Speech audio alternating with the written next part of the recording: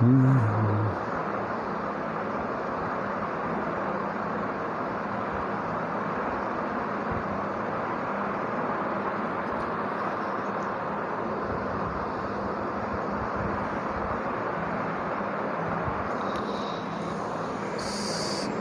भाई, सभी साथियों का स्वागत है। और जो भी साथी जुड़ते जा रहे हैं वो उनसे सबसे अनुरोध है कि वो है ना मेरे ब्रॉडकास्ट को थोड़ा सा शेयर कर दें इसको।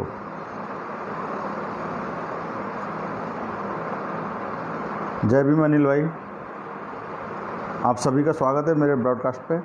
और आप सभी से अनुरोध है प्लीज़ इसको जितना जल्दी हो सके आप शेयर कर दें। जितना जल्दी शेयर कर सकेंगे कर देंगे, उतना जल्दी अपन चर्चा शुरू करेंगे।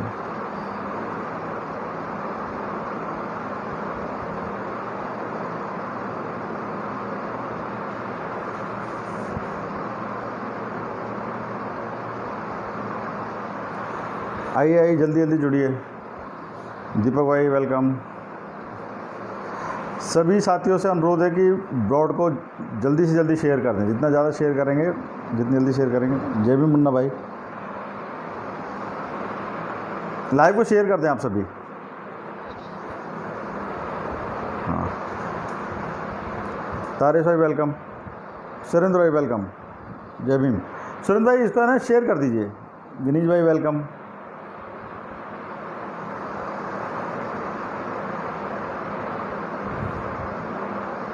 जय भीम। इसको शेयर कर दीजिए सभी के सभी साथी जो अभी आ गए हैं, तुरंत इसको ब्रॉडकास्ट को शेयर कर दीजिए। जितने ज़्यादा लोग जुड़ेंगे अपनी बातें उतनी सफल रहेंगी।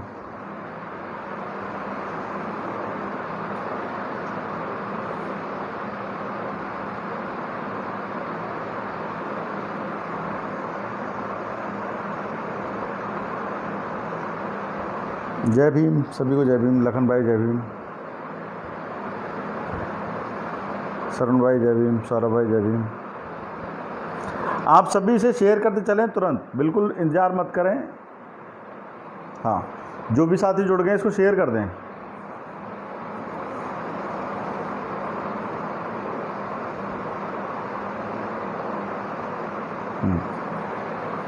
जय भीम रंजीत भाई।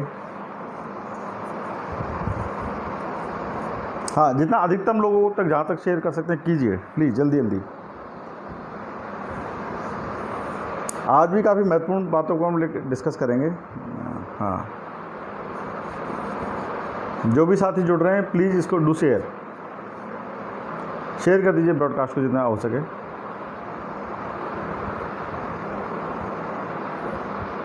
वेलकम जितेंद्र भाई। अमित जी वेलकम। अमित गौतम भाई जय भीम।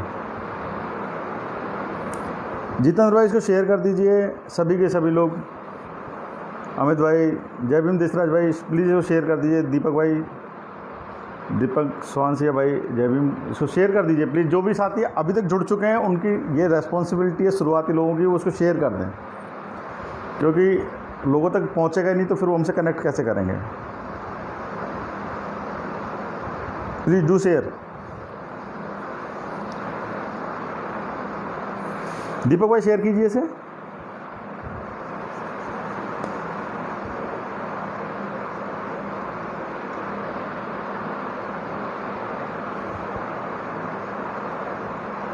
अनिल भाई मैं आपको ना अभी ले लूँगा, उसमें चर्चा में है ना, ले लूँगा आपको।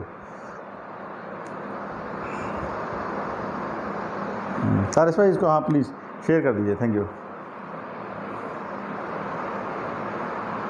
अमित भाई मैं जयपुर से हूँ।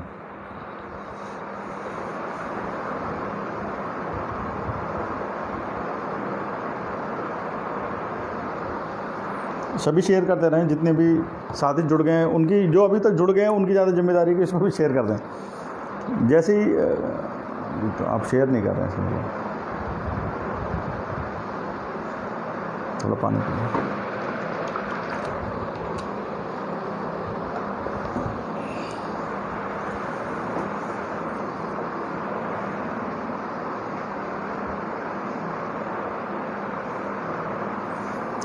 रामनिवास भाई जय भीम। इसको है ना सभी लोग है ना प्लीज़ इसको एक बार शेयर कर दीजिए तुरंत। आप शेयर नहीं करेंगे एक दूसरे, हाँ एक दूसरे को जोड़ने का काम करें। सुरेंद्र भाई बिल्कुल सही बोल रहे हैं। जितने भी साथी अभी आ गए हैं अमित भाई मेरे ब्रॉड पे मेरा नाम लिखा होगा। हेमंत राव जी वेलकम। आप सभी लोग हैं ना, इसको शेयर कर दीजिए जल्दी।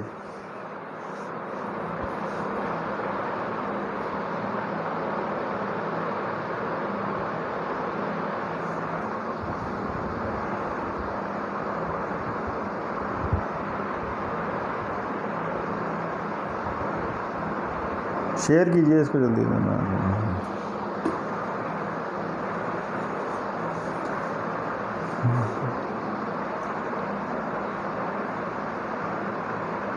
जीतू भाई जय जोहार जय भीम। शेयर कर दीजिए इसको जितना जल्दी हो सके। आप शेयर नहीं कर रहे हैं इसको, शेयर नहीं करेंगे तो फिर लोग उतने जुड़ेंगे नहीं, तो फिर वो अपनी बातें है ना। ओके ओके ओके ओके ठीक है, दो कर दीजिए वरना फिर हम स्टार्ट करते हैं। जितने लोग आ गए उतने में। हाँ मुकेश भाई, उन्हीं को आज उनकी बर्थ एनिवर्सरी पे ही हम लोग ये आज लाइव आने का प्लान किया है कि आज हम साहब काशीराम जी को याद करें। हाँ हाँ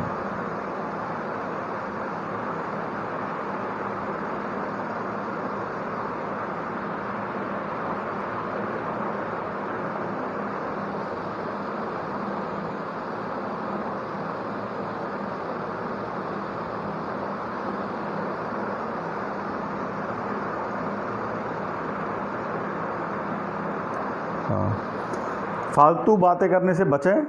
मेरे पास है ना, यहाँ पे बहुत आसान होता है, एक क्लिक में आदमी ब्लॉक हो जाता है। सुरेंद्र भाई खासकर आप लोगों के लिए जो अभी आया ना, एक यहाँ से क्लिक हो जाएगा, फिर आप लोग कहोगे भाई साहब मेरे को ब्लॉक कर दिया। पहले गौर से सुने बात को, ठीक है ना, और जितनी शांति से मैं बात समझा रहा हूँ बात को सुने आप, ठीक है। ये टीका टिप्पणी बाद में करते रहें, अभी इसको शेयर कर दें। काम की बात होती नहीं है, फालतू बकवास करते हैं बैठ के, ठीक है ना।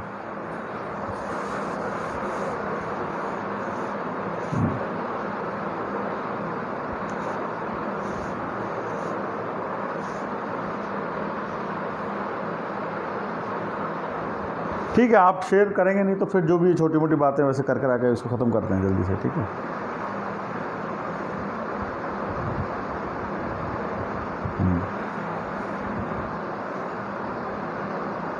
जय भीम हेमाराम जी, हरीश कुमार जी, जो भी साथी जुड़ रहे हैं सबसे पहले मेरी बात सुनिए।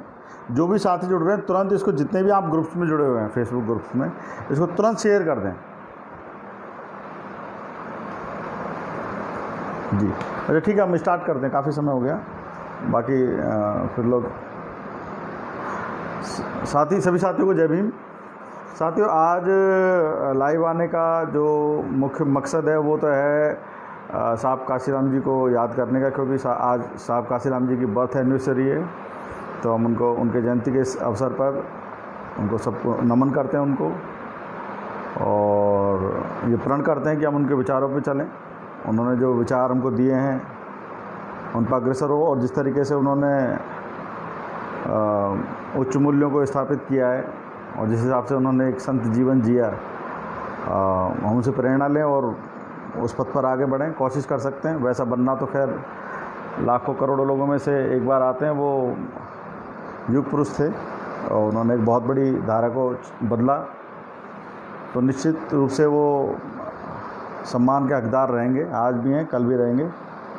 क्योंकि जो काम उन्होंने किया है कि एक वंचित तबके को जो उन्होंने महत्वाकांक्षा जगाई कि आप भी अपने आप इकट्ठा करके, संगठित करके अपनी स्थिति में बदलाव ला सकते हो, ये विश्वास पैदा करना, खासकर हमारे जैसे कमज़ोर समाजों में जो सोचते थे कि हम कुछ कर ही नहीं सकते, उनमें ये विश्वास पैदा करना उनकी सबसे बड़ी काबिलियत। ये नहीं है कि उन्होंने हमें सत्ता तक पहुंचाया, सबसे बड़ी उनकी बात यह है कि उन्होंने एक जो कल्पनाओं में जो विचार होता है, उस विचार पे हमको विश्वास करना सिखाया। जो विचार होते हैं उन पे, विचारों पे उन्होंने हमें विश्वास करना सिखाया और हम उनके साथ चले, उन्होंने करके भी दिखा दिया, ठीक है। तो लीडर, एज ए लीडर रूप में, लीडर का काम क्या होता है? नेतृत्व का काम ये होता है लोगों में अपने उद्देश्य प्राप्ति के लिए उनमें विश्वास जताए, पैदा करें कि हम ये कर सकते हैं, उनको जोड़ें और सामूहिक प्रयास से उन लक्ष्यों को हासिल करें। तो ये काशीराम साहब वो एक विचारों में तो महान थे ही, विचारवान इंसान तो थे ही, साथ में उन्होंने जो फील्ड में काम करके भी उन विचारों को जो लागू करके वो कर दिखाया जो वो कहना चाह रहे थे। जी हाँ देव प्रताप भाई, इसको आप शेयर कर दीजिए जो भी साथी है ना। तो आज काशीराम साहब को हम ग्रुप में नमन करते हैं। साथियों, काशीराम साहब का है ना, उन्होंने कभी भी एक पूरे देश के लिए एक समान रूप से उन्होंने विचार नहीं रखे। मतलब कि अगर प्रैक्टिकल व्यवहारिक राजनीति के बारे में करें तो उन्होंने अलग अलग जगह पे पॉपुलेशन का जो अलग अलग कॉम्बिनेशन है, अलग अलग जातियों का, वर्गों का जो रेशियो है, उस हिसाब से अलग अलग उन्होंने ना विचार रखे उन्होंने। तो पहला तो अभी हम लोग बात करेंगे अभी जो बसपा के हम काफ़ी समय से भी लगे हुए हैं कि बसपा में पुनरुद्धार हो, और कुछ लोगों का कहना है कि नए विकल्प की पहल की जाए। इन दोनों में से आप किसको बेहतर समझते हैं? तो साथियों, मैंने ना इस चीज़ पे लेके काफ़ी पिछले 1.5-2 साल से इस पर भी हम लोग मंथन कर ही रहे हैं कि होना क्या चाहिए। क्या बसपा को पुनरुद्धार करना चाहिए या हम नए विकल्प की पहल कर लें? तो काफ़ी सारे लोगों का मानना है कि अब वहाँ पर सुधार नहीं हो सकता है, तो हम लोग है ना नया विकल्प की पहल कर लें। और हम कुछ लोगों का मानना है कि तो उस पर हम थोड़ा सा आज विस्तार से थोड़ा चर्चा कर लें, क्योंकि आज है ना उस पर भी हम थोड़ा सा वो रखा हुआ है कि हम क्या करना चाहिए ऐसी स्थिति में। देखो साथियों, मैं आपको बताऊं कि कोई भी पॉलिटिकल पार्टी रजिस्टर कराते हैं और उसको चलाना है, और ख़ासकर हम जैसे वर्ग के लिए, तो पॉलिटिकल पार्टी तो हम में से कोई 5-7 लोग इकट्ठे होंगे, पॉलिटिकल पार्टी रजिस्टर करा देंगे। लेकिन पॉलिटिकल पार्टी को चलाना, लोगों को जोड़ना, तो ये काम केवल समाज को करना होता है। संसाधन लगाना, जो भी आप समझ रहे हो ना, एनर्जी प्लस मनी, मतलब कि उसमें लोग चाहिए काम करने के लिए, प्रचारक चाहिए, रात दिन काम करने वाले लोग चाहिए, ये भी लोग समाज को देने पड़ेंगे। और इन लोगों को चलने फिरने के लिए मिनिमम जो संसाधन चाहिए वो भी समाज को देने पड़ेंगे। तो कुल मिला के हम कोई भी पॉलिटिकल पार्टी अगर रजिस्टर कराते हैं तो वो एक व्यक्ति नहीं चलाता, उसको समाज चलाता है। तो साहब काशीराम जी ने जो बसपा बनाई वो भी उन्होंने अकेले नहीं चलाई, वो उन्होंने नेतृत्व किया। हम लोगों से जो छोटे छोटे हम जो लोग थे, हमारी भीड़ में से लोग निकाले, तैयार किए, उनसे सहयोग लिया, कार्यकर्ता तैयार किए और उन्होंने उस पार्टी को चलाई। तो कुल मिला के कोई भी पॉलिटिकल पार्टी हम लोग बनाते हैं, उसको चलाते, तो उसकी जो आखिरी जिम्मेदारी उसको चलाने की समाज की होती है, चाहे उसका नेतृत्व कोई भी कर रहा हो। तो अगर इस तरीके से देखा जाए तो ये बसपा भी समाज ने पैदा की हुई पार्टी है। लाखों लोगों ने इसमें रात दिन काम किया, अपना जीवन खपाया, उन्हीं के पैसे इसमें लगे मेहनत के, क्योंकि हम लोग तो गरीब मजदूर वर्ग के लोग हैं, तो मजदूरी कर करके जो छोटे छोटे सहयोगों से पार्टी खड़ी की है। अगर हम दूसरा विकल्प लेके आते हैं तो एक बात तो आपको ये कान खोल के आप सुन लीजिए कि हम 2 विकल्प नहीं चला सकते हैं अभी इस स्थिति में, खासकर क्योंकि अभी उस तरीके से जो टारगेटेड क्राउड है हमारी, और अभी तो बहुत चेंजेस भी आ चुके हैं, क्योंकि अभी बीजेपी ने भी ओबीसी को बहुत अच्छी तरीके से अपने उसमें सेट किया है, ओबीसी वर्ग को। तो हम 2 पार्टियां नहीं चला सकते हैं, खासकर इंटरमीडिएट कास्ट अच्छे से सेट हुई है, तो हम लोग 2 विकल्प नहीं चला सकते हैं। तो एक ही विकल्प चला सकते हैं। लोअर कम्युनिटी जो वंचित शोषित तबका है देश का, मैक्सिमम एक पार्टी चला सकता है, क्योंकि उतने ही रिसोर्सेज हैं और पॉपुलेशन उतनी ही है अभी, तैयार पॉपुलेशन जो उसको चला सके। तो मतलब अगर हम कोई नया विकल्प लेके आते तो पुराना विकल्प हमें ख़त्म करना ही पड़ेगा। तो ये वैसा ही है कि आज हमें किसी मकान में शिफ्ट होना है, सामने एक बहुत बड़ी बिल्डिंग है, 1000 लोग उसमें रह सकते हैं, और उसके बिल्डिंग है और उसके सामने खाली जगह है। तो हम लोग ऐसा नया विकल्प लेके आते तो उसका मतलब ये है कि हम पुराने बिल्डिंग को तो नेस्तनाबूद कर देना चाहते हैं, फिर उस जगह नई बिल्डिंग तैयार करेंगे, फिर उसमें जाकर रहेंगे। और वो पैसा भी समाज का ही है, एनर्जी भी समाज की है। मतलब नई पीढ़ी अपनी एनर्जी को, पुरानी पीढ़ी की जो एनर्जी जो उन्होंने काम किया, मेहनत किया, तो उसको हमें उससे ख़त्म करना पड़ेगा। मेरी बात समझ रहे हैं आप? कि अगर हम कोई नए विकल्प की बात करते हैं, पहल की कि हम नया विकल्प लेके आते हैं, पुराने विकल्प में हम सुधार नहीं कर पा रहे हैं, खासकर जो बीएसपी के बारे में हम लगातार बात कर रहे हैं, तो पुराना नया विकल्प लेके आएंगे तो उसकी भी जिम्मेदारी समाज की चलाने की। कोई भी हमारे देश में जो भी लोग संघर्ष कर रहे हैं अभी, वंचित तबके, शोषित वंचित तबके, किसी के पास भी उतना संसाधन नहीं है कि वो लगा देंगे। और अभी बहुत सारी चीज़ें भी चेंज हो चुकी हैं कि पिछली बार देखिए आपके साथ वाम सेवक जो हमारे समाज का मिडिल क्लास तबका कहा जाता है, वो आपके साथ खड़ा था, कमज़ोर लोग साथ में। अभी बाम सेब के साथ 30 साल पहले उनके ऑफिसेज में छुआछूत होती थी, उनके ऑफिसेज में अलग अलग घड़े रखे जाते थे, उनको शहरों में कमरे किराए पर नहीं मिलते थे। अब उनके खुद के मकान हैं, अब उनकी शादी ब्याहों में सारे लोग आते हैं, उनके जो भी डिपार्टमेंट के लोग होते हैं, हर कास्ट कम्युनिटी के लोग आते हैं। तो अभी वैसा सहयोग आपको मिडिल क्लास से, जो खासकर जो बाम सेब जो एक तबका था, उनका वैसा सहयोग आपको नहीं मिलना है। तो मतलब कुल मिला के बात है कि आगे की आपकी लड़ाई बहुत ज़्यादा दुष्कर है अभी, ठीक है। मतलब आप इतना आसान नहीं है कि आप नया विकल्प खड़ा कर देंगे अब। हाँ, तो माननीय काशीराम साहब के लोग कभी भी हताश नहीं होते, हताश नहीं होंगे। अब हमारे पास है ना, देखिए अभी मेरे को लगता है कि अभी भी पलड़ा इस चीज़ का भारी और आसान भी है, बहुत आसान है कि हम इसमें बसपा में सुधार करें। देखिए इसमें कैसे कैसे हैं कि हालांकि देखिए मैं बताऊं, रणनीतिक बिंदुओं को अगर मैं यहाँ बोलूँगा तो रणनीतिक बिंदुओं को अगर हम यहाँ बोलेंगे तो उसका सबसे बड़ा खतरा ये है कि हमारी रणनीति फेल हो जाएगी, क्योंकि वो बात क्या हम तैयारी कर रहे हैं, किस तरीके से हम परिवर्तन करना चाहेंगे, ये उन तक पहुँच जाएगी जो परिवर्तन नहीं कर देना चाहते हैं। मेरी बात समझ रहे हैं आप? देखिए डेमोक्रेटिकली एक कोई भी जो पॉलिटिकल पार्टी होती है उसमें एक है ना इलेक्शन कम रिटर्निंग ऑफिसर होता है हर पॉलिटिकल पार्टी का। तो उसका काम होता है कि वो एक बार जो कमेटी होती है, केंद्रीय कमेटी कोई पार्टी की, वो उसको या तो खुद डेट डिसाइड करके आपस में डेट डिसाइड कर लेते हैं कि इस डेट को हम इसमें चुनाव करवाएंगे, इसको समझिए थोड़ा सा। और उसके बाद क्या होता है, एक बार डेट डिसाइड हो जाती है तो कोई भी अध्यक्ष उस तरीके से डिसीजन नहीं ले सकता है बड़े। कुल मिला के उसके बाद है ना वो अनाउंसमेंट हो जाती है कि कौन कौन लोग पार्टिसिपेट करना चाहता है इसमें चुनाव में, तो उनके नाम आ जाते हैं, समय मिलता है फिर सबको प्रचार करने का, ठीक है। ये एक डेमोक्रेटिक तरीका है जो जिसको अपनाया नहीं जाता, जिसकी आप डिमांड कर सकते हैं। ये चुनाव आयोग की वो है जिम्मेदारी कि वो ऐसा करवाए फोर्सफुली, आप ऐसा करवा सकते हैं, किसी भी आप सुप्रीम कोर्ट से भी करा सकते हैं। ये एक पॉलिटिकल पार्टी की जिम्मेदारी है। अभी देखिए जो बसपा है उसमें मायावती जी इन चीज़ों को कभी पालन नहीं करती हैं। ना आपने कभी देखा है कि ऐसी कोई डेट आई हो आपके संज्ञान में कि उस तारीख को हम यहाँ पे चुनाव करेंगे और जो भी चुनाव में भागीदारी करना चाहते हैं जो लोग, वो अपना नाम दें? ऐसा नहीं है, ये नहीं करते ना, नहीं होता है ना सर, लेकिन आप कर सकते हैं इजीली। और इनका अभी का जो चुनाव है उसको भी इसी आधार पर आप चुनौती दे सकते हैं, लेकिन उसके लिए आपको कुछ तैयारी करनी पड़ेगी, एक शोर शराबा भी करना पड़ सकता है। तो आपकी बात है, क्योंकि वो बहुत पावरफुल लोग हैं जिनसे हम लड़ रहे हैं, पैसा भी काफ़ी हो चुका है। तो उन्होंने जो भी प्रक्रिया है ना उसको कहीं भी उन्होंने फ्री फेयर जो इलेक्शन की जो प्रक्रिया होती है उन्होंने उसको फॉलो नहीं किया है। तो कुल मिला के अगर हम ये दोबारा से चुनाव के लिए फ्री एंड फेयर, और जितने भी लोग इसके वो हैं जो प्राइमरी वो रखते हैं, सदस्यता रखते हैं, प्राथमिक सदस्यता रखते हैं, आप भी उनमें से अधिकतर लोग होंगे जो वो रसीद 50 रुपये की कटाए हुए होंगे, वो सभी लोग डायरेक्ट एंड डायरेक्टली चुनाव में उनकी भूमिका होती है।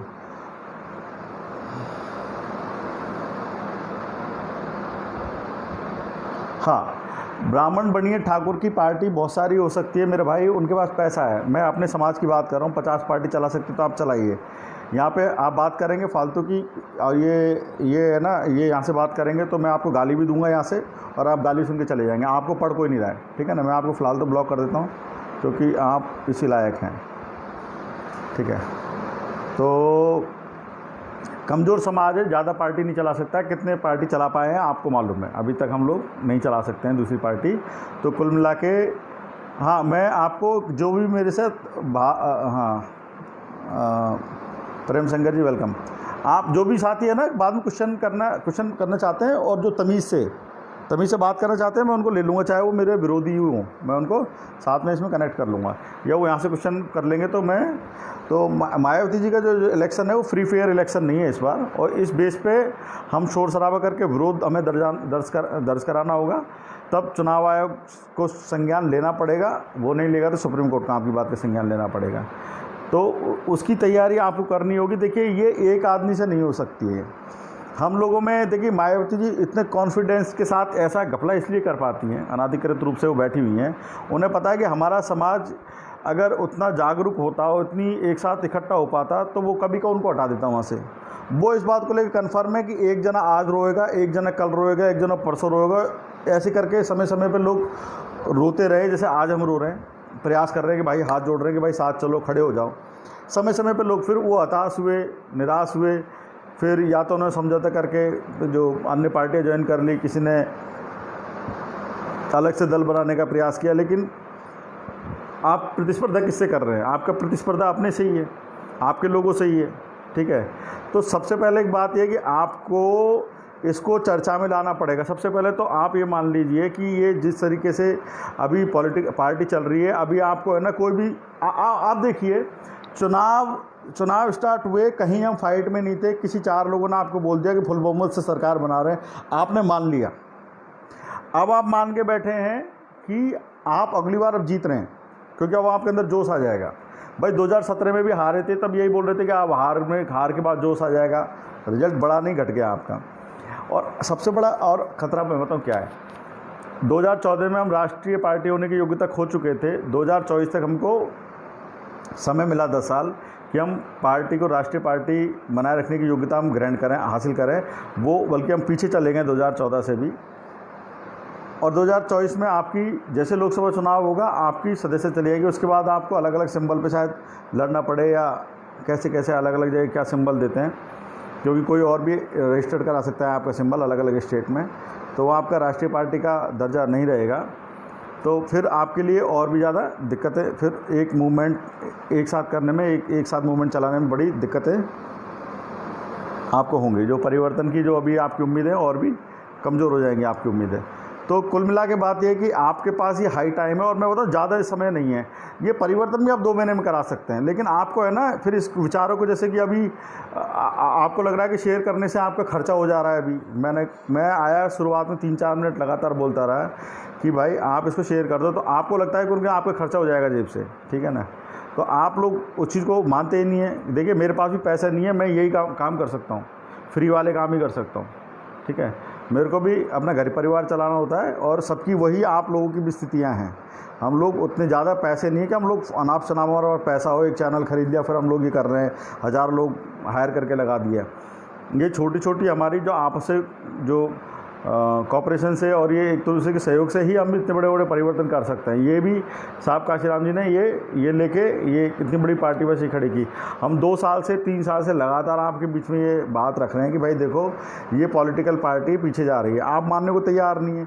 2018 में 2017 में आपने बहुत सारे लोगों ने हमारी बात नहीं मानी। अब तो मानोगे कि ये पीछे जा रही है, बहुत तेज़ी से पीछे जा रही है, तो अब तो मानोगे ना आप, ठीक है। तो ये अभी आपको सबसे पहले कि 2 चीज़ों में है कि हम नया विकल्प लाते हैं, वो ज़्यादा दुरूह काम है, उससे आसान काम है। पहला इसमें से आप क्लियर समझ लीजिए, उससे आसान काम है हम इस पार्टी में ही सुधार करें, इसको रिफॉर्म करें, और इसमें वो सभी लोग शामिल हों। देखिए मैं बताऊँ कि बहुत सारे लोग थका के पहले कोई कांग्रेस चला गया, कोई बीजेपी चला गया, अलग अलग विकल्प बना लिए। मैं कह रहा हूँ वो सभी लोग इसमें शामिल हो सकते हैं। ये तो रिजेक्ट करने वाले लोग हैं, जो मायावती जी के समर्थक लोग हैं, वो तो हर इंसान को डिस्क्रेडिट करना आपको पता है डिस्क्रेडिट क्यों करते हैं। वो आप तो ये हो, आप तो ये हो। आपको बिल्कुल भी अपना मनोबल बिल्कुल बनाए रखना है, आत्मविश्वास रखना है, विश्वास रखना है कि आपका इस पार्टी पर अधिकार है, और आप मजबूर होकर आप भगा दिए गए हैं, ठीक है ना। आप वापस आइए, जुड़िए, और बिल्कुल पूरी ताकत के साथ जिन्होंने पॉलिटिकल पार्टी मर्ज बना दिए उनको ये घोषणा करनी चाहिए जल्दी कि हम लोग प्रयास में शामिल हैं, और अगर इसमें डेमोक्रेटिक इलेक्शन होता है, फ्री एंड फेयर इलेक्शन, तो हम अपनी पार्टी को मर्ज कर देंगे। इस घोषणा के साथ में वो बिल्कुल इसमें सुधार के आंदोलन में आ सकते हैं। लेकिन इसको वन मैन आर्मी आंदोलन को भी वन मैन आर्मी रूप में ना दिया जाए कि इसका कोई हेड बना दिया कि इसके नेतृत्व में, कोई नेतृत्व नहीं। इसे आम जनता का आंदोलन बनाओ, आप अपने नाम से करो कि मैं ये कहना चाहता हूँ कि मायावती जी को हटाना है, बसपा को बचाना, अपने नाम से करो सब। कोई आपका हेडशिप नहीं है, कोई किसी का नहीं है। ये विचार हैं, जो विचार आपके हैं, वो हमने एक विचार शेयर करके हम आम सहमति निर्माण कर रहे हैं अभी इस लाइव के माध्यम से। ये हम सबके विचार हैं, ठीक है। नहीं, कोई नेता नहीं आपका, आप खुद अपने नेता हैं, पूरा समाज अपना नेता है। आप पढ़े लिखे प्रबुद्ध लोग हैं, आप लोग ये तय कर लीजिए कि करना क्या है।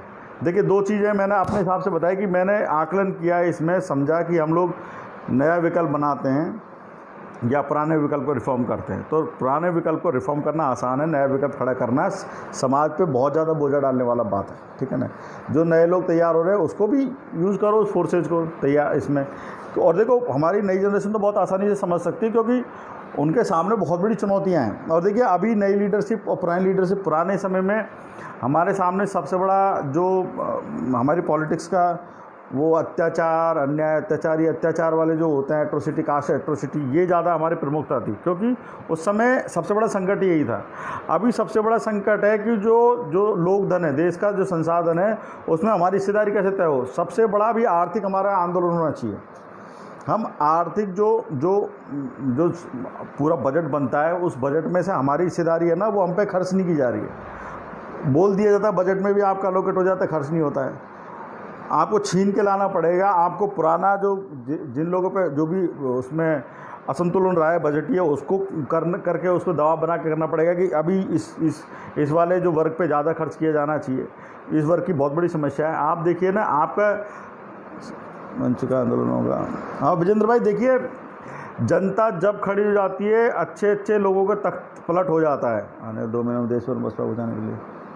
दीपक भाई, बिल्कुल 2 महीने के अंदर अंदर ये परिवर्तन हो सकता है। हम 2 महीने भी नहीं, 1 महीने के अंदर लखनऊ में या दिल्ली में कहीं एक बड़ी जनसभा करके एक विरोध को, पूरे समाज के विरोध को वहाँ पे हम जता सकते हैं। और उसके बाद जो निरंकुश लोग बने हुए हैं, उनको है ना वो छोड़ना पड़ेगा, गद्दी छोड़नी पड़ेगी उनके पास कोई। क्योंकि आप देखिए कि आप पढ़ लीजिए, मेरा नहीं, आप कोई भी किसी भी पॉलिटिकल पार्टी का कॉन्स्टिट्यूशन पढ़ लीजिए। अगर उसके जो लोग हैं, जो उसके मेंबर हैं, अगर वो विरोध करते हैं तो चुनाव करवाना पड़ेगा। रिटर्निंग ऑफिसर को डेट डालनी पड़ेगी। हमारी पार्टी में जो बीएसपी है, उसमें कोई भी, आप बता दीजिए किसी भी एक आदमी की, देखिए इस तारीख कोई डेट आई थी कि हम यहाँ पर इस दिन को चुनाव कर, कोई नहीं। अचानक वहाँ पर वो, किसी को पता भी नहीं लगता है कि इस तरीके की कोई प्रयास चल रहे हैं। वो अचानक फ़ोन करके अपने खास का, जो 20 साल थी, 10-15 साल से जो उनके खास लोग हैं, उनको बुलाती हैं वहाँ पे, और वो हाथ खड़े करके बोल दे सर्वसम्मति से ये हो गया। तो ऐसा नहीं है, आप घोषणा कीजिए। हो सकता है आप में से भी कुछ लोग पार्टिसिपेट करेंगे, हम भी खड़े होंगे, और आपका अधिकार है, बिल्कुल डेमोक्रेटिक राइट है आपकी, आप वहाँ पर इलेक्ट करें। तो सबसे ये है कि हम लोग एक आंदोलन करें, आंदोलन के बाद वहाँ पे फ्री एंड फेयर इलेक्शन की बात करें, जो आपका अधिकार है बेसिकली, उससे कोई आपको वंचित नहीं कर सकता। उसमें कोई आपको बहुत बड़ी न्याय की लड़ाई नहीं लड़नी है। आप ऐसा विरोध प्रदर्शन करेंगे तो समाज में एक आम सहमति का निर्माण, जय भीम राकेश भाई, आम सहमति का निर्माण हो जाएगा कि हाँ भाई, ये लोग कह रहे हैं, इनकी डिमांड वो नहीं है, नाजायज़ नहीं है। उस फ्री फेयर इलेक्शन में मायावती जी जीतती हो या मायावती जी का भतीजा जीतता हो, मैं जीतता हूँ, आप जीतता हो, वो हमारे स्वीकार होगा। हमें ये तय है कि अगर यहाँ चुनाव होता है इस जगह पे, तो मेरा ये दावा है कि इस चुनाव में वही आदमी जीतेगा जो एक दूसरे का हाथ पकड़ना सीख पाएगा, जान पाएगा, एक दूसरे के सामने नब के चलेगा। क्योंकि चुनाव होगा तो आपको हाथ भी जोड़ने पड़ेंगे। अब जो हाथ ही जोड़ पाएंगे, जो अकड़ में रहते हैं, वो हार जाएंगे, ठीक है। और जिनकी आदत ही है, अगर वो, उनको जो अकड़ में रहने वालों को ये भरोसा होता है कि वो चुनाव में जीत रहे हैं, तो फ्री एंड फेयर इलेक्शन कराते हो। इट मीन्स कि वो, उनको मालूम है कि फ्री एंड फेयर इलेक्शन होगा तो वो हारेंगे, इसलिए तो घपलेबाजी करते हैं ना वो, चुपचाप इतना गुप्त रूप में एकदम। फिर वो 4-5 भाई भतीजे, भाभी और इनको, और परिवार के नौकर, जो बंगले पे जो नौकर हैं, उनको डाल के वो कार्यकारिणी तैयार कर देते हैं। उनको डर है ना इस चीज़ का कि अगर ये डेट गई कि आज इलेक्शन होगा, तो कोई ना कोई तो आएगा, कोई ना कोई तो आएगा, लड़ेगा। हो सकता है जनता उसको जिता दे, क्योंकि आम आदमी की प्रति वो है ना कि भाई बहुत इन्होंने राज कर लिया, अब नए लोगों को मौका दो। तो इसलिए हमारी जो डिमांड है फ्री एंड फेयर की इलेक्शन की है, और वो हमारा पॉलिटिकली राइट है। किसी भी पॉलिटिकल पार्टी के जो लोग हैं, वो फ्री एंड फेयर की इलेक्शन की अगर डिमांड करते हैं, तो वो बिल्कुल उनका राइट है। और जो चुनाव आयोग जो इनको मॉनिटर और रेगुलेट करती हैं, इनको पॉलिटिकल पार्टियों को, उनकी जिम्मेदारी है ये उनके इस चीज़ को देख रेख करें। तो आपको पता होगा कि अभी काफ़ी शेयर हुआ कि उनको 2 बार तो मायावती जी को डांट पड़ चुकी है। एक बार उन्होंने लिख दिया कि वो आजीवन राष्ट्रीय अध्यक्ष रहेंगे। तो चुनाव आयोग ने ये कहा था कि डेमोक्रेसी का फर्स्ट रूल है कि वहाँ पे है ना, चाहे आप कार्यकाल 8 साल रख लो, 10 साल रख लो, लेकिन डेमोक्रेसी संचालित होती है चुनाव के माध्यम से। समय समय पे अगर चुनाव नहीं है तो वो राजतंत्र है। डेमोक्रेसी और चुनाव का यही एक संबंध है। अगर कहीं चुनाव नहीं है तो डेमोक्रेसी नहीं है। तो चुनाव आयोग ने डांट लगाई, उन्होंने ये लिख दिया उसमें एक क्लॉज में, रेजोल्यूशन पास भी कर दिया उनके, उसने कि वो है ना, वो फिर उन्होंने फिर से चेंज करके उसको भेजा हुआ है। तो वो है ना, वो समय समय पे इस पार्टी को कब्जा करने की, इसको शिकंजा कसने की कोशिश करती रहती हैं। आपको कतई भी देखिए, एक तो कॉन्फिडेंट हो जाइए कि वो आपकी पार्टी है, आपके लोगों ने तैयार किया। आपकी पिछली पीढ़ी से आप बात कीजिए, उन्होंने कितना संघर्ष किया है, कितने लोग मर खप गए, यहाँ तक कि नीला झंडा लगाने में गांव में मारपीट भी खाई है लोगों ने, महिलाओं के बलात्कार तक भी हुए हैं। उन सबका पेन, उनका सबका दर्द शामिल है उस पार्टी को बनाने में। तो आपका ये है। अब दूसरा एक, अगर ये नहीं भी होता है या जो भी है, तो एक है ना, जहाँ पे जनसंख्या कम है, यहाँ पे तैयार नहीं है, तो वो भी है ना अपने वोट को ख़राब ना करे। काशीराम साहब है ना, एक बैलेंस ऑफ पावर में है ना पॉलिटिकल क्लाउड की बात भी करते थे। गुजरात जैसे स्टेट या जहाँ पे हम तैयार नहीं है पूरी तरीके से काम करने के लिए, तो एक है ना पॉलिटिकल क्लाउड बना के सोशल अलग अलग पार्टियों से डील करके, जैसे कि मैं अभी जाट समाज को मैं बहुत गौर से देख रहा हूँ, बहुत अच्छी तरीके से राजनीति कर रहे हैं उत्तर भारत में, ठीक है ना। पॉलिटिकल क्लाउड उनका ज़बरदस्त है, वो हर पार्टी से बहुत अच्छी डील करने में कामयाब हैं। उनका एक पॉलिटिकल क्लाउड है, वो हर पार्टी से बात करते हैं, डील करते हैं। उनकी खुद की पार्टी चल रही है अपनी सेपरेट, वो बात अलग है, लेकिन उन्हें लग रहा है कि खुद जीत रहे हैं तो पूरी ताकत वहाँ लगाते हैं, अदरवाइज़ वो अलग अलग पार्टी से डील करके मतलब अपना स्थान बरकरार रखते हैं। तो हमको वैसी भी तैयारी करनी चाहिए जिससे कि है ना लगातार आप विपक्ष में बैठने से बच पाएँ, क्योंकि कमज़ोर समाज अगर लगातार विपक्ष में बैठेगा तो उसको बहुत नुकसान उठाना पड़ेगा। 100 तक के सभी के चुनाव हैं आयुष कुमार, बिल्कुल हाँ, 0 से लेकर बिल्कुल वो आप बिल्कुल वो जब चुनाव होते हैं ना, तो डायरेक्ट इनडायरेक्ट बोला मैंने, डायरेक्ट जो प्राथमिक सदस्य होते हैं डायरेक्ट वोटिंग के माध्यम से नीचे के पदाधिकारी चुनते हैं, फिर एक जो चुनाव मंडल बनता है वो डायरेक्ट इनडायरेक्ट वाला वो राष्ट्रीय अध्यक्ष चुनता है, वो एक प्रक्रिया है, ठीक है ना। तो सबके चुनाव हो जाएंगे वो।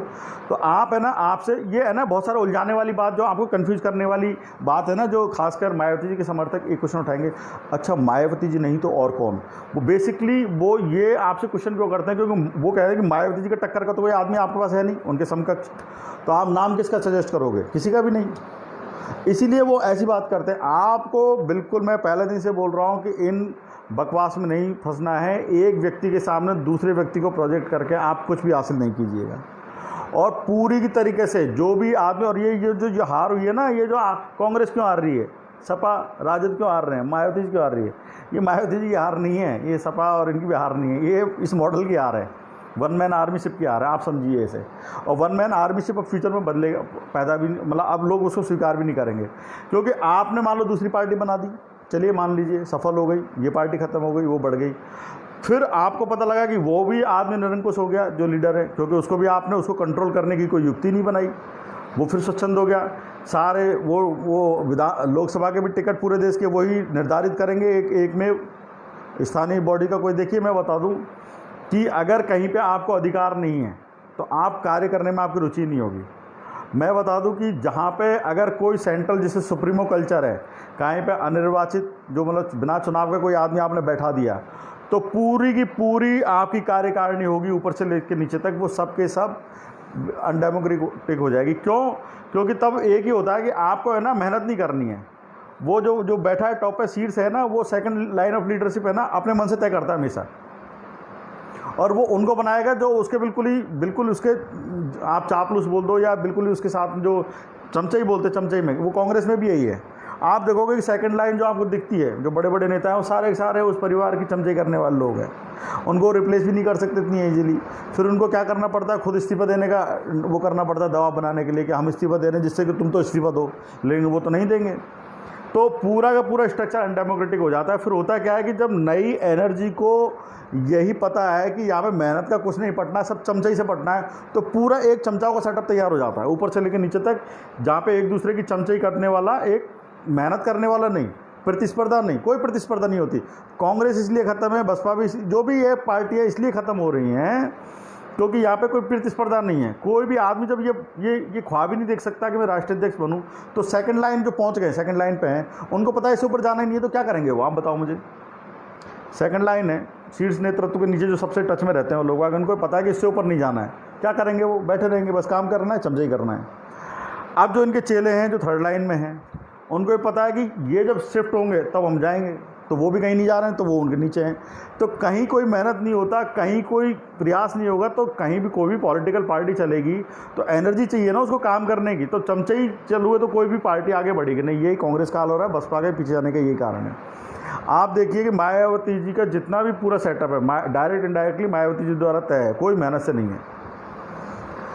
प्रदेश अध्यक्ष आ गए, प्रदेश अध्यक्ष ने जो अपने मनमाफिक लोग हैं जो हैं उनके, वो उन्होंने लगा रखे हैं, तो मतलब एक सबको पता है कि मतलब कि मेहनत का कुछ नहीं है मतलब वहाँ पे, और आप कितना भी कर लीजिए आखिरी में आप कोई सी स्थान के लोग, विधानसभा के लोग ये सोच के बैठे कि हम अगली बार इस आदमी को लेके जाएंगे विधानसभा में जितवा के, पता लगा कि आखिरी में वहाँ से एक दिन पहले आदेश आ गया कि नहीं भाई ये नहीं, ये खड़ा हो गया, तो वो मनोबल भी टूट जाता है। तो ये अनडेमोक्रेटिक होने के नतीजे हैं, और इससे आपको है ना कोई फ़ायदा नहीं होगा।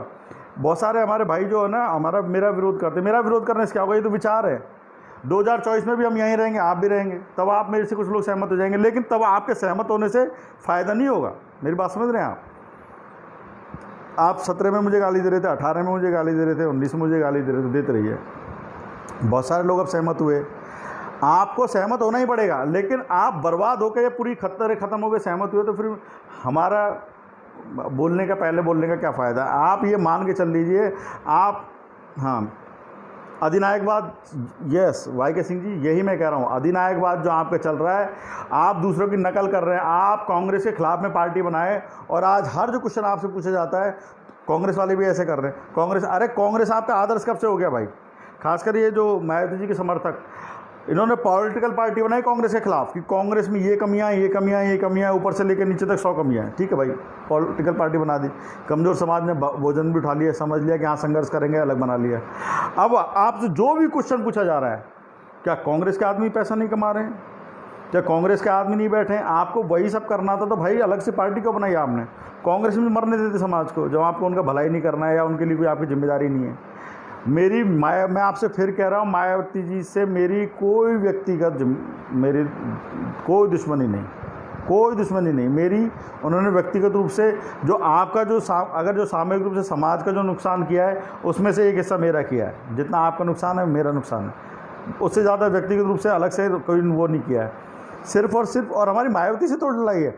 हमारी जो बसपा का जो राष्ट्रीय अध्यक्ष है, जो भी है, वो निरंकुश हो गए हैं, वो चुनाव नहीं कर पा रहे, अपनी जिम्मेदारी नहीं ले रहे, ये हम कह रहे हैं। तो मेरा आप सभी से अनुरोध है, और आप बड़े मैं सीरियसली मेरा बड़ा बहुत साथ कह रहा हूँ, आप बड़े ना आलसी टाइप के लोग हैं। मैं आया तब से बोल रहा हूँ, इसको शेयर कर दीजिए, इसमें 1 रुपया भी नहीं लगता।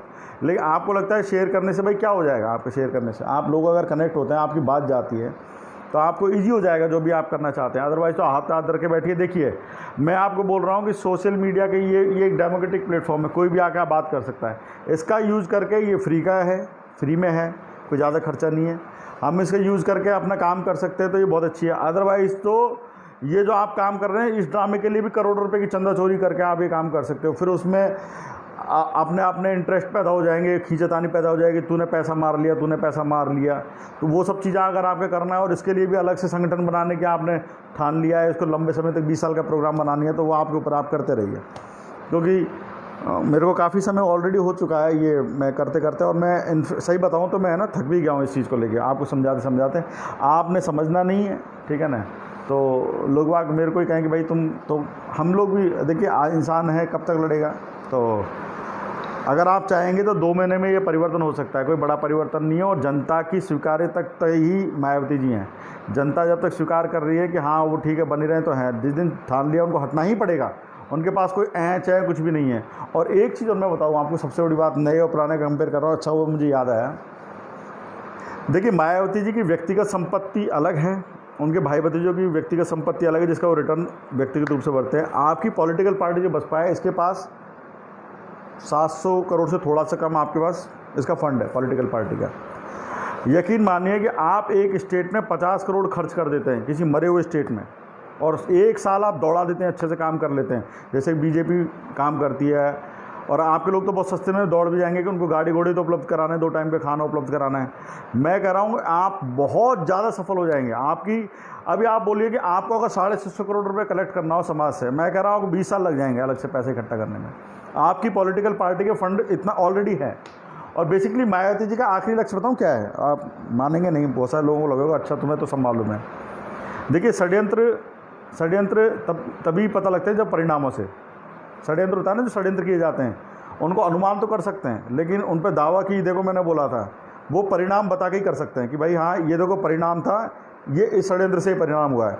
मायावती जी क्या कहती हैं कि भैया तुम कहीं भी जाओ, मुझे अब कोई तुमसे दिक्कत नहीं है, तुम कहीं भी जाओ, कोई पार्टी ज्वाइन करो, वो आप वो चाहती है कि आप पार्टी छोड़ दें और कहीं भी जाके ज्वाइन करें, किसी पार्टी बना लें, कुछ भी करें। उससे रीज़न क्या है, धीरे धीरे आप जाते रहेंगे, क्वेश्चन पूछना बंद कर दीजिए उनसे। तो वो 650 करोड़ है ना, ये निकाल के बरसों तक बैठ के खाते रहेंगे, उसको खर्चा बताते रहेंगे कि पॉलिटिकल पार्टी पे खर्च कर रहे हैं। तो इनका अब आखिरी वो जो 690 करोड़, राइट, 690 करोड़ रुपये है, 690 करोड़ रुपए है, वो उसको भी उनका हो जाएगा। वो अगर आप इसको ये हार मान लेते कि सुधार नहीं होगा तो 690 करोड़ भी उन्हीं का व्यक्तिगत हो जाएगा। वो कैसे हो जाएगा? वो कुछ भी देखिए, कोई पैमाना नहीं है कि ये कार्य इस पैसे से नहीं होगा। आपको अगर पेरिस की टूर करना है, आप ये कैसे एक राष्ट्रीय अध्यक्ष ये करके दे दे कि हमारी पार्टी की तरफ से 8 लोग फ्रांस की पेरिस में गए हैं और वो ये देख के आ रहे हैं कि वहाँ पर जैसी शैंपेन जैसी शराब बनती है उसकी भारत में बना सकते हैं कि नहीं बना सकते हैं, इसकी क्या कह रहे हैं, संभावना, पॉसिबिलिटी देखने जा रहे हैं, अध्ययन करने जा रहे हैं, अध्ययन ग्रुप। वो 2 महीने वहाँ पर एक आए, मजे करके आए पॉलिटिकल पार्टी, आपकी पार्टी के फंडे से, वो उस पर कोई क्लेम नहीं कर सकते आप, क्योंकि उस पैसे ने आपकी पॉलिटिकल पार्टी के राष्ट्रीय अध्यक्ष ने उसको ज़रूरी माना है। हाँ, बिना कागज़ के पढ़ना ही दिल की बात होती है। हाँ, तो उस पार्टी को, उस पैसे को ये अपने खूब मज़े से उसको खर्च करेंगे, खाएंगे पिएंगे, मौज मस्ती करेंगे। अब अभी हो क्या रहा है, मैं आपको बता दूं, नए लोग, या तो आप समाज के पास जा रहे हैं, समाज से कह रहा है, हाथ खड़े कर दे रहा है कि भैया हमने तो एक पार्टी बना दी तुम्हारी, अब तुम चलाओ, तुम्हारा काम जाने, तुम जिसको भी आगे सफल कर देंगे तुम लेके भागोगे। और यही हुआ है।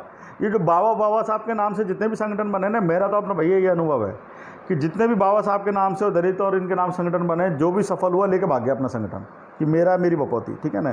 तो समाज तो बिल्कुल पक चुका है। अब आप समाज को दोबारा परेशान करने से बच सकते हैं। अभी मान लो आपको पॉलिटिकल पार्टी बनाई और किसी ने एक मुश्त आपको पैसा दे भी दिया, मान लो कि 2-5 करोड़ रुपए, तो यकीन मानिए आप उसके मर्जी के बगैर एक फैसला नहीं ले सकते।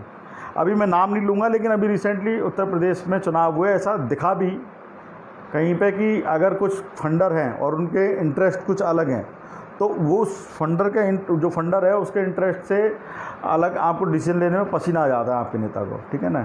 तो वो एक अलग टाइप की चुनौती है। तो पार्टी के पास जो पैसा है ना, जो गरीब लोगों का, ये जो पर्ची काट के आपने दिया है 50-50 रुपये, ये पैसे खर्च करने में आपको किसी के सामने सरेंडर होने की ज़रूरत नहीं है। आप भिड़ जाओ अंबानी से कल ही कि अंबानी तेरी खैर नहीं, ठीक है ना, अंबानी आपको कुछ नहीं बिगाड़ सकता है। अदरवाइज फिर आपको पैसे वालों के सामने झुकना पड़ेगा। जिसने आपको पैसे दे दिया, फिर आप उसको, वही साहब काशी राम जी ने बोला, जो सहारा देगा इशारा भी देगा, फिर उनके इशारे पे चलते रहिएगा। ये पैसा आपकी गरीब जनता का पैसा, आपको किसी के सामने झुकना नहीं है। तो आप आज से कमर कस लें। और है ना, ये इस लड़ाई को है ना, जो ये लड़ाई मेरी नहीं है, मैं आपसे फिर कह रहा हूँ, ये लड़ाई आप सबकी है। आपको पहले ये है ना, अभी तक मैं तब से कह रहा हूँ, कितने जब से ये आया 10 तारीख, आज तो 5-6 दिन से बोल रहा हूँ कि आप है ना तेज़ी से चर्चा चलाएँ समाज में। आप जितना तेज़ी से चर्चा चलाएंगे, लोगों में माहौल बनाएंगे। आपने माहौल बनाया, आपने ज़रूरत समझी, तो 2 अप्रैल को आपने भारत बंद करा दिया। ये तो बहुत छोटी सी चीज़ है। एक कस्बे में 15-15 हज़ार लोग इकट्ठे हुए हैं, आप एक कस्बे में, और 15-20 हज़ार पूरे देश से आप इकट्ठे हो गए, तो आपकी बात बन जाएगी। मेरी बात समझ रहे हैं आप? एक कस्बे में 15-20 हज़ार लोग इकट्ठे हुए हैं आप, जब आपको ज़रूरत महसूस हुई, तो क्या आप इसका महत्व उतना भी नहीं समझते? इतना भी महत्व नहीं समझते क्या इस काम का, कि आपकी पूरा राजनीतिक अस्तित्व आपका दाव पे लगा हुआ है? आज़ाद करा लीजिए, आपकी पार्टी है, वरना तो ये प्रक्रिया कभी रुकेगी नहीं। आप आज पार्टी बनाइए, कल दूसरी बनाइए, उसका भी कोई मठाधीश आके कर लेगा, क्योंकि सभी एक ही पैटर्न पे काम कर रहे हैं। मैं आपको फिर बोल रहा हूँ, ये हार मायावती जी की नहीं है, मायावती मॉडल के हार है। तो अभी इस मॉडल के जो भी नेता होंगे ना, आप ये तय मान के चल रही है, आप सफलता नहीं मिलेगी। क्योंकि बीजेपी की जीतने का कारण ये है कि बीजेपी इन वर्गों के, जिन वर्गों के नेता, देखिए ये है ना, ये जितने भी जो लड़ाई हैं, ये जो हार रहे हैं, जो बीजेपी के बाहर जो दल है, जो खासकर सेकुलर मोर्चा बोल लो या बहुजन मोर्चा, बहुजन वाली पार्टियाँ बोल लो, SC ST OBC, इनके परिवारवाद के चलते कोई भी नई लीडरशिप, जो नए लोग हम पैदा हो रहे हैं, ये इनमें जा ही नहीं पा रहे हैं। वहाँ जा रहे हैं वो जो माफिया हैं, पैसे वाले लोग हैं, क्योंकि लीडर तो खुद बैठे हुए हैं, जो ऊपर बैठे हुए हैं। लीडर नहीं चाहिए उनको, क्योंकि लीडर पैदा होकर अगर पार्टी में आ गया तो चुनौती किसको देगा? राष्ट्रीय अध्यक्ष को देगा। तो लीडर नहीं चाहिए उनको, चाहिए माफिया टाइप के लोग, उल्टे पुल्टे काम करते। तो उनको पता है कि इस आदमी का काम है पैसा कमाना। ये मैक्सिमम क्या करेगा, अपने गलत धंधों को प्रोटेक्ट करेगा और पैसे कमाता रहेगा, और हमको लीडरशिप को कभी चुनौती नहीं देगा, और पैसा कमा कर मुझे देगा। तो अभी जितने भी सिस्टम है, चाहे बसपा हो, चाहे सपा हो, RJD हो, इनमें आपके दलित, आदिवासी, इन तबकों से, OBC तबकों से वही लोग जाएगा जो जिनमें कोई लीडरशिप क्वालिटी नहीं है और जो उनके लिए कभी खतरा नहीं बनेंगे। तो नई लीडरशिप जो आपकी है वो इन लोगों ने तो कभी ली नहीं, इन पार्टियों ने अभी, बल्कि इनको क्रश करने का काम किया। पिछली बार भी मैंने लाइव में बताया। तो क्रश जब इनको किए जा रहे थे तो राजनीतिक अपनी जीवन बचाने के लिए अधिकतर लोगों ने बीजेपी में शरण ली हुई है। आप देख सकते हैं जितने भी नए चेहरे, चाहे उनको मालूम है कि बीजेपी में हम एज ए लीडर, क्योंकि देखो ओरिएंटेशन तो अलग उल्टा है। अब देखिए ओरिएंटेशन मेरा कैसा आपको मालूम है, ओरिएंटेशन है गरीबों लोगों के लिए। हम लोग जो खासकर जो अपर कास्ट का जो चरित्र है उसके खिलाफ हम लोग लड़ते रहे, जातिवाद के खिलाफ लड़ते रहे।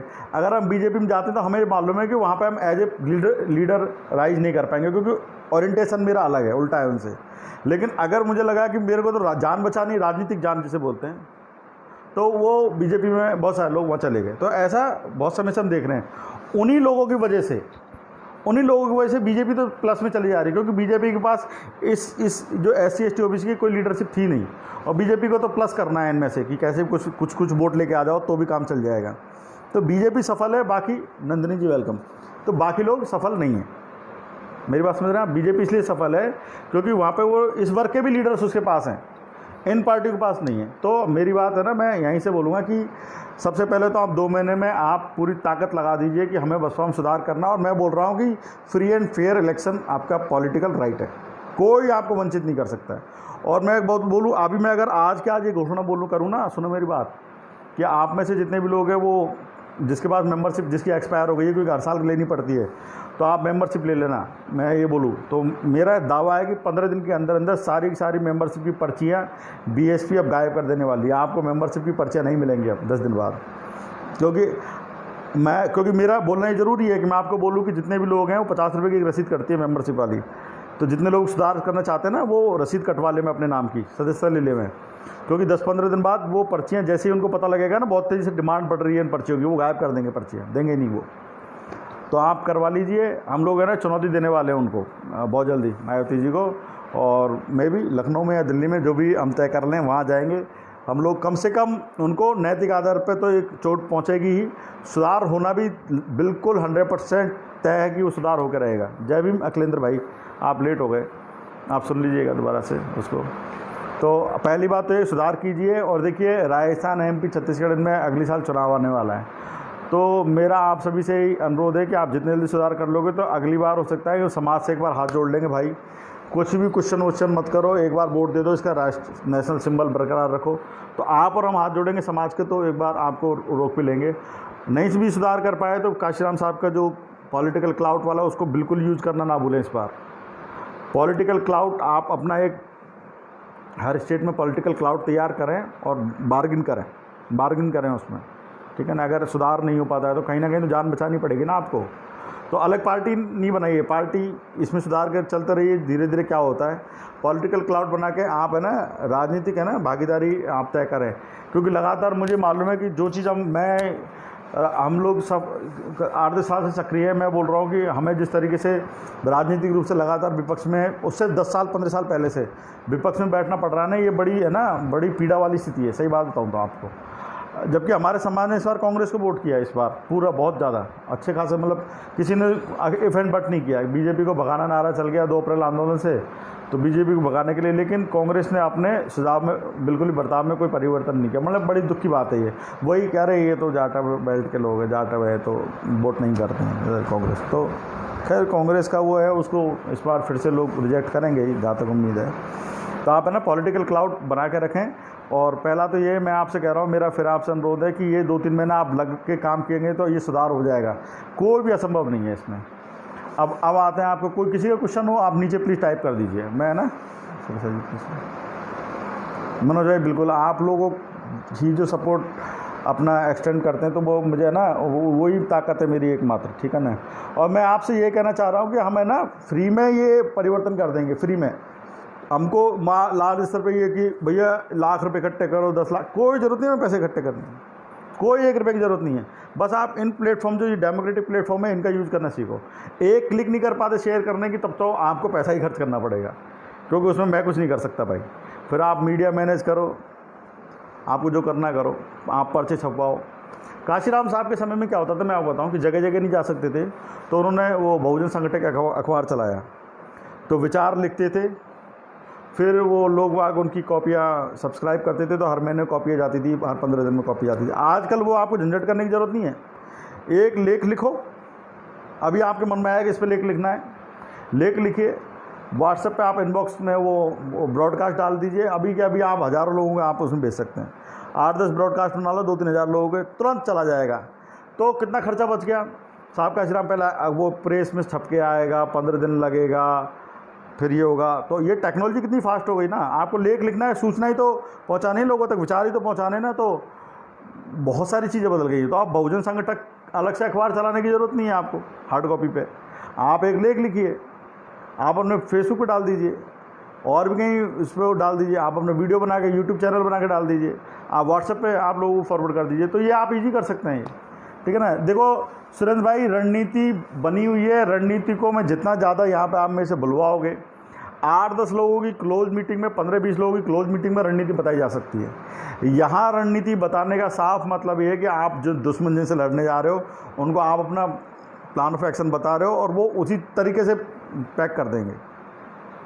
मेरी बात समझ रहे हो। आप इसको एक आंदोलन के रूप में रहने दीजिए। मैं आपको बोल रहा हूँ कि फ्री एंड फेयर इलेक्शन आपका राइट है, वो आप सुप्रीम कोर्ट आपको करवा के देगा, चुनाव आयोग आपको करवा के देगा। बाकायदा रिटर्निंग ऑफिसर जो भी हमारा है उसका नाम आना पड़ेगा सामने, वो डेट की घोषणा करेगा, इस तारीख को चुनाव है, आपको मौका दिया जाएगा कि आप जाके उसमें अपना नॉमिनेशन करें, आपको समय मिलेगा प्रचार का, ठीक है ना। तो वो सब हो जाएगा। तो आप बिल्कुल चर्चा चलाइए और जल्दी है ना इसकी आंदोलन की घोषणा कर देंगे। लेकिन मैं आपको बोलूँ कि हम आंदोलन की घोषणा कर दें और वो बुरी तरीके से जब वहाँ पे लोग इंटरेस्ट नहीं लेते, फेल होता है ना, तो वो है ना, वो आगे के लिए मनोबल को तोड़ के चले जाता है। असफल आंदोलन करने से बेहतर है कि हम कोई आंदोलन नहीं करें, बहुत ज़्यादा असफल। उसका रीज़न क्या है कि हम लोग आने वाले जो लोग हैं ना उनके प्रयास का हौसलों को पस्त कर जाते हैं अगर बहुत ज़्यादा असफल रहते हैं। तो अगर हम उतना बड़ा आंदोलन जो अपेक्षाओं के अनुरूप और अपेक्षाओं के आसपास कर सकते हैं, 19, 20, 18, 20, 17, 20 जो भी आप समझें, लेकिन पता लगे कि हमें फुल बहुमत की सरकार का अंदेशा था यूपी में और आई हमारी एक सीट, तो है ना सपोर्टरों का हौसला पस्त हो जाता है। तो हमको इतना ज़्यादा डिफरेंस नहीं रखना है। तो आंदोलन करें, पहले अपनी है ना कैलिब्रेट कर लें अपने आप को कि हम कितना ताकत कर सकते हैं। तो ठीक है, मैं अपनी बात यहीं पे आज तो यही है। आज तो साहब काशीराम जी को याद करने के लिए ही मैं आया था और उनके विचार कितने इम्पोर्टेंट है। देखिए आज तो हमारे पास इतने सारे टूल्स हैं बात करने के एक दूसरे से रीच। काशीराम जी जब आए थे पॉलिटिकल उस सिनेरियो में तो हमारे पास इतने टूल नहीं हुआ करते थे, लेकिन कितनी बड़ी आत्मविश्वास था कि मैं ऐसा परिवर्तन कर सकता हूँ, उन्होंने कर दिया।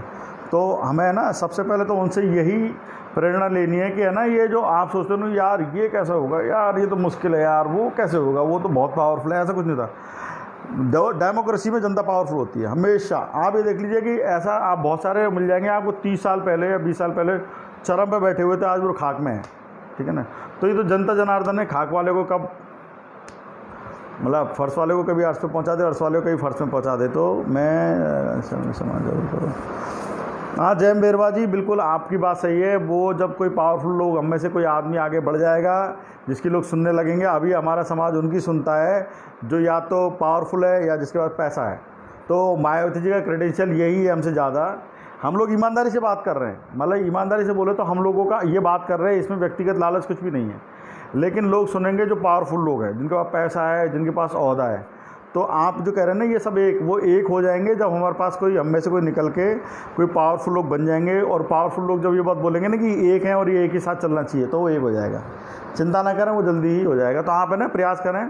और मेरा भी साथियों से अनुरोध है कि आप प्लीज़ 5-10 दिन बिल्कुल भी है ना रुके मत। मैं रोज़ के जब 20 लोगों से मैं व्यक्तिगत रूप से अकेला बात कर सकता हूँ, आधा घंटे को काफ़ी 15-20 मिनट। तो आप भी 2-4 लोगों से बात कर सकते हैं और उनको समझा सकते हैं कि भाई इसकी ज़रूरत है, आप प्लीज़ उसका साथ दीजिए। आप में से अगर किसी का क्वेश्चन है तो प्लीज़ लिख दीजिए, वरना तो मेरे हिसाब से तो चर्चा ख़त्म हो गई। आपका कुछ क्वेश्चन आ जाएगा तो मैं प्रयास करूँगा उनका।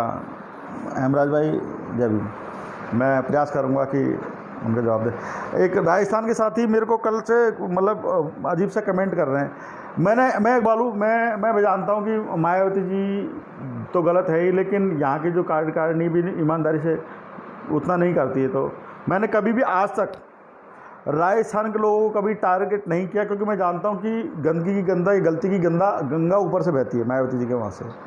आप लोग बचे, मैं आपके लिए ही लड़ रहा हूँ मूर्खों। आपकी मूर्खता बताऊं, मैंने क्वेश्चन क्या किया कि हम बसपा एक राष्ट्रीय पार्टी है और उसकी राष्ट्रीय कमेटी में राजस्थान, मध्य प्रदेश, यूपी के अलावा किसी राज्य का प्रतिनिधित्व नहीं है, तो ये राजस्थान की तरफ है या नहीं? राजस्थान के लोग सुन रहे हैं तो मेरी बात सुनो। मेरी क्या डिमांड है, मायावती डेमोक्रेटिक पार्टी को डेमोक्रेटिक उस पर उसका इलेक्शन कराएं। अगर इलेक्शन होता है तो राजस्थान का आदमी भी राष्ट्रीय अध्यक्ष बन सकता है।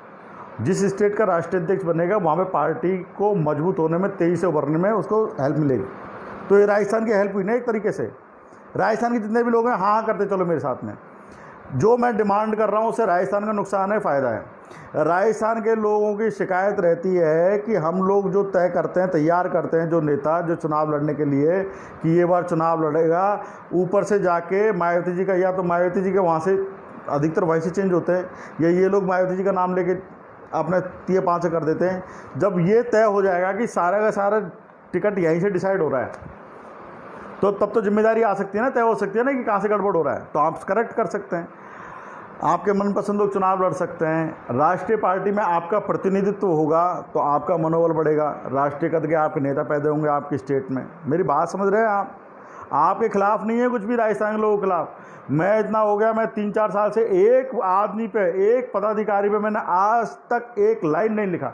लिखा हो तो मुझे बताओ, मेरे साथ क्या हुआ क्या नहीं हुआ उसको छोड़ दो, कौन कौन शामिल होते। आज तक किसी आदमी से मिसबिहेव नहीं किया मैंने, राजस्थान के आदमी से।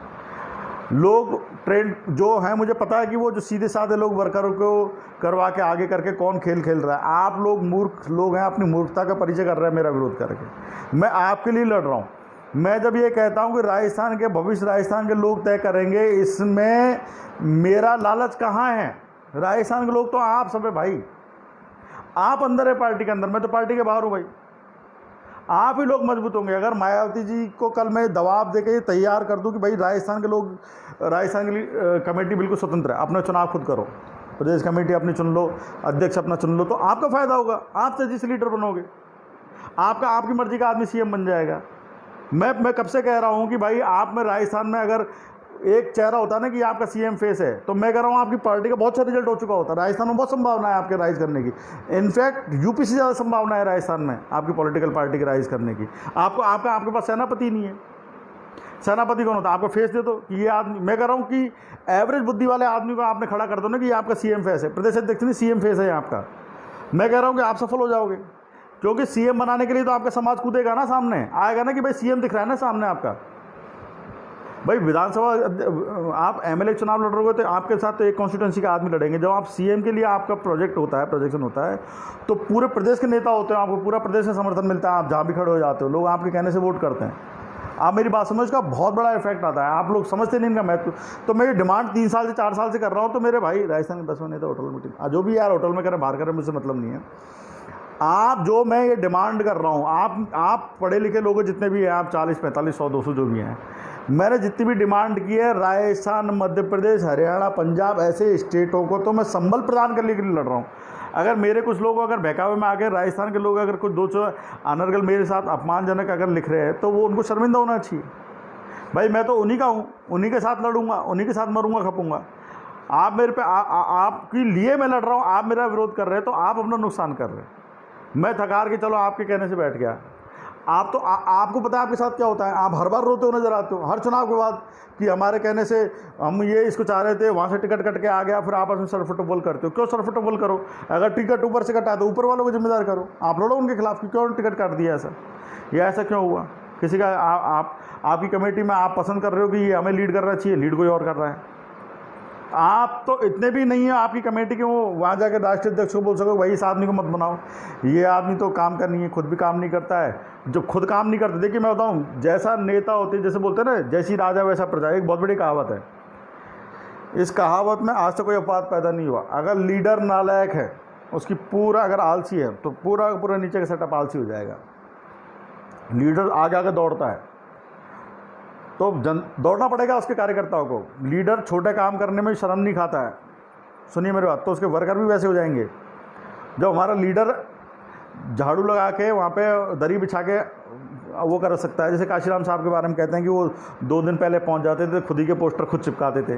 तो उस समय के जो भी उनके जो पदाधिकारी थे ना, वो भी सभी यही करते थे उनके साथ में। ऐसा नहीं काशीराम साहब अकेले चिपका रहे हैं। तो जैसा लीडर होता है वैसा ही कार्यकर्ता और उनके पीछे फॉलोअर हो जाते हैं।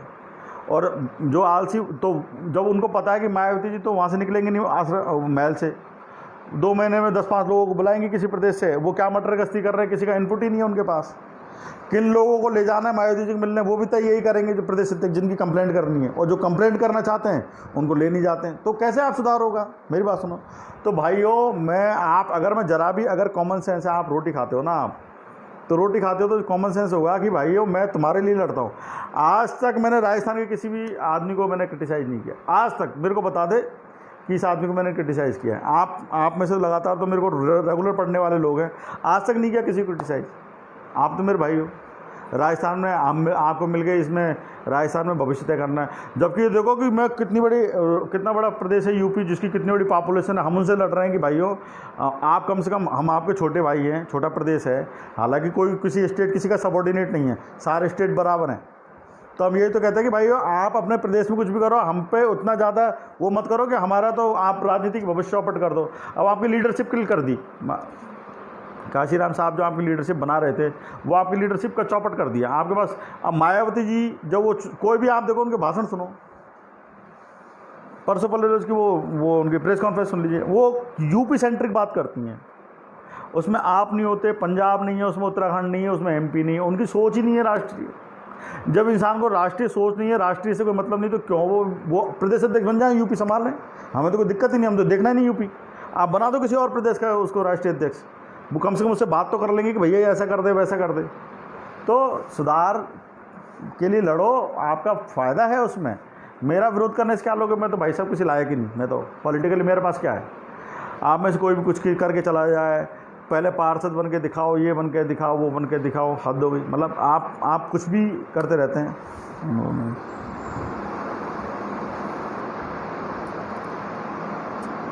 जी राजकुमार जी, थैंक यू।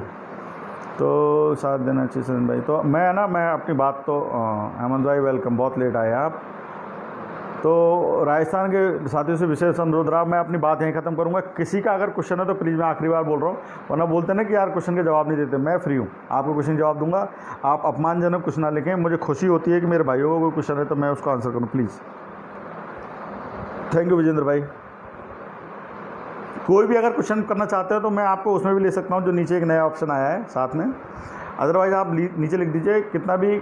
और मैं चाहता हूँ कि आप कठिन से कठिन प्रश्न पूछें। तो ऐसे से प्रश्न देखिए, CR बढ़िया जी, बसपा को बढ़ाव, देखो मैं बताऊँ कि एक अधिकार और कर्तव्य का एक संबंध होता है।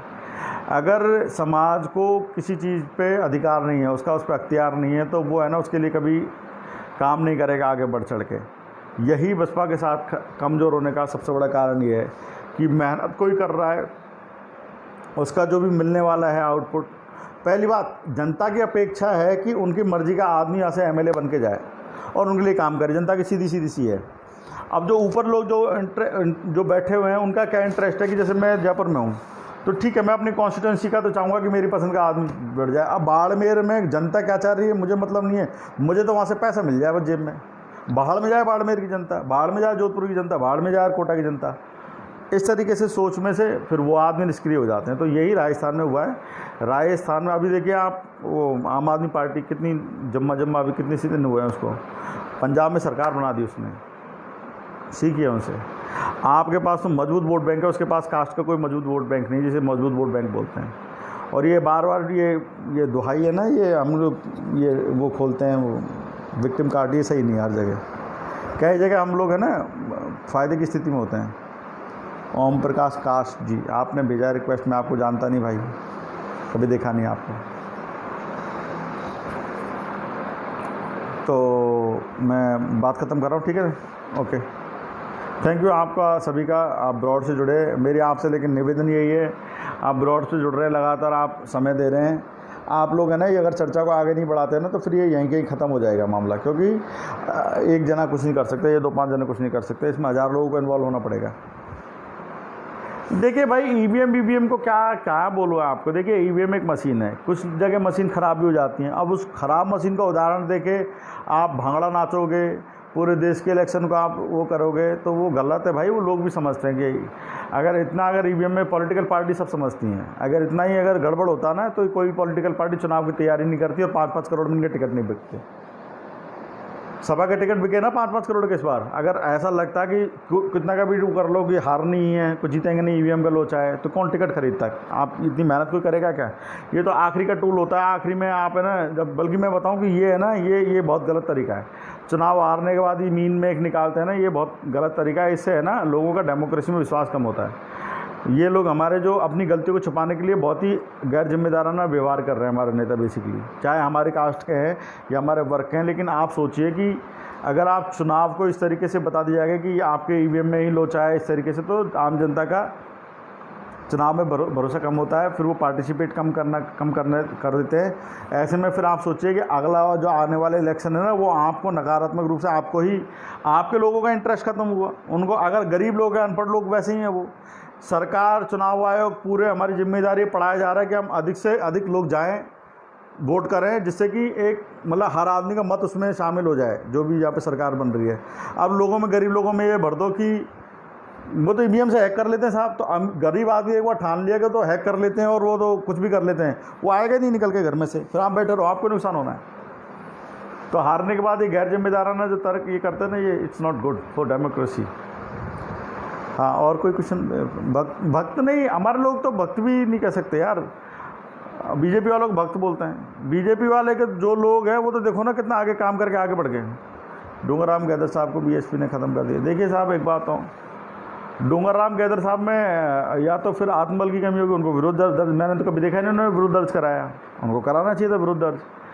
हमारे बहुत सारे साथी नहीं जानते होंगे, डूंगरराम गैदर जी हमारे कुमार समाज के एक राजस्थान में एक अच्छे नेता रहे हैं, कुमार समाज के। काशीराम साहब के साथ चले हुए थे। काशीराम साहब के वो कुछ लोगों ने जो कसम खाई थी कि लोग शादी नहीं करेंगे और परिवार नहीं बसाएंगे और आजीवन इस मूवमेंट को देंगे, उनमें से डूंगरराम गैदर साहब भी हैं। अच्छे इंसान हैं। अब समय के हिसाब से बहुत सारे समझौते जाते हैं, फ़िलहाल में कांग्रेस में हैं, लेकिन मैं किसी को दोष नहीं देता, क्योंकि मजबूर होकर जब ख़त्म ही हो जाता है आदमी, समाज के लिए काम करने आया होता है और पता लगता है कि मैं तो खुद के लिए भी कुछ नहीं कर पाया, समाज के लिए भी कुछ नहीं, तो कहीं जाके कुछ भी करे। अभी वो चले गए हमारे उसमें, मतलब कांग्रेस में, लेकिन उन्होंने एक समय में अपने समाज को जोड़ने का प्रयास भी किया, घूमे भी, अच्छे कैडराइज व्यक्ति हैं। तो अब वो मायावती जी ने उनको, अब वो 2018 में है ना, 2008 में एक्चुअली एक तो जो बहुत अच्छा यहाँ पे माहौल था, वो रिजल्ट आने की बहुत संभावना थी। इवन सारे मीडिया बोल रहे थे कि 30-35 सीट आ जाएंगे, तो वहाँ पे एक कांड हुआ, अचानक टिकट बदले गए, बहुत बुरी हार हुई। तो काफ़ी जगह सेकंड पोजीशन पे आए, 6-8 लोग जीते, भाग गए। तो वो है ना, वो एक दूसरे पर दोषारोपण। अब दिक्कत क्या है इसमें, सबसे बड़ी क्या है कि मायावती जी एक ऐसी शख्सियत हैं जो आरोप भी लगाती हैं और डिसीजन भी ले लेती हैं। वो कहेंगी धर्मेंद्र चोर है और फटाक से इसको सज़ा दे दो, जबकि न्याय का जो है ना, न्याय का एक नियम होता है कि अगर मैं आप पे वाईके साहब, मैं अगर वाईके साहब पे, सिंह साहब पे अगर बोलूँ कि वाईके साहब पे आरोप लगा रहा हूँ कि चोर है, तो मेरा आरोप है, मैं वादी हो गया, वो प्रतिवादी, तो न्याय करेगा तीसरा। ये न्याय का नियम है भाई साहब, मेरी बात समझ रहे हो आप? मायावती जी 30-40 साल पुराने नेताओं को निकाल के एक नोटिस, दप, ये तो चोर था, मैंने भगा दिया इसको। और कहीं इस बात पर चर्चा नहीं होती कि कौन सी 4 लोगों की कमेटी बैठी जिसने जांच की आरोप की, मायावती जी के आरोप की, और फिर उस पर एक्शन लिया गया। तो बेसिकली हम लोग है ना, हम निर्लज्ज लोग हैं, ठीक है ना। हमारी कास्ट का आदमी हो या वो, अरे मायावती बड़ी नेता है, ये सही है। दूसरी कास्ट का आदमी है, झूठा ही होगा, ये छोटा आदमी झूठा ही होगा। तो इस तरीके का एजम्पशन के साथ चलने वाले निर्लज्ज लोग हैं। क्या आप ये बताइए वो कहाँ तक वैलिड है कि जो आदमी आप पे आरोप लगा रहा है वही आपके खिलाफ एक्शन ले रहा है? ये तो न्याय के खिलाफ है ना। हम लोग न्याय जस्टिस की बात कर रहे हैं, जस्टिस का तो हमारा चरित्र ही नहीं है। तो यही बात है। आपका और कोई क्वेश्चन हो तो बताओ। सेनापति कमजोर की धारणा क्या है? सुरेंद्र भाई, हम तो बिना सेनापति वाले हैं। सेनापति कमजोर है, चलो यूपी का मायावती सेनापति कमजोर है, ठीक है। राजस्थान में सेनापति नहीं है आपका, बिना सेनापति का लड़ो लड़ो लड़ो लड़ो लड़ो। फिर आदमी क्या है, भावुक क्राउड है जो वोट कर जाती है। मायावती जी को सीएम बनने वाले, सीएम तो आप बनेंगे, आपका फेस ही नहीं सीएम। हाँ, मैंने बोल दिया। हेमंत भाई आप सुन लीजिएगा, आप लेट आए थे। मायावती जी को कोई बड़ी जिम्मेदारी नहीं दी, ठीक है ना। तो मैं अपनी बात यहीं समाप्त करूँगा, बहुत सारा समय आपका ले लिया है। ठीक है, शुक्रिया। मैं ख़त्म करूँ अपना लाइव, एंड कर रहा हूँ यहाँ पे। अगर किसी का क्वेश्चन है तो प्लीज़, अगर कोई आपको लग रहा है कि इससे रिलेटेड, मैंने बोला ना कि वो रणनीति जो है ना, अभी तो फ़िलहाल ये समझ लीजिए कि एक आपको गैदरिंग करनी है बड़ी, आपको एक बड़ा अपनी ताकत दिखानी है, जनता की ताकत, उसके अलावा कुछ नहीं करनी। उसके बाद आपको फ्री एंड फेयर इलेक्शन की गारंटी हमारी है, आपका इलेक्शन हो जाएगा। इस बीच आप लोग जहाँ पे भी मिले ना, कोई वो बसपा के कार्यकर्ता, उनसे 50 रुपये की पर्ची कटवा के रखें, जिसको भी सुधार में इंटरेस्ट है। इतना सही फिलहाल में, और वो पर्ची गायब होने वाली है, अभी पर्ची मिलेंगी नहीं आपको, तय है ये। 15 दिन बाद आप बोलेंगे ना कि यार वो सदस्यता लेनी है, मिलेगी नहीं आपको पर्ची, इसलिए ले लो। ठीक है, मैं अपनी बातें ख़त्म करता हूँ, और अगर किसी क्वेश्चन है तो आखिरी अब यह है। गजराज भाई वेलकम, ठीक है, थैंक यू वेरी मच सभी का, मतलब बहुत बहुत धन्यवाद, आभार जुड़ने के लिए। आपकी प्लीज़ अब ये है कि थोड़ा सा आप इसको है ना, इस बातों को स्प्रेड करें आगे।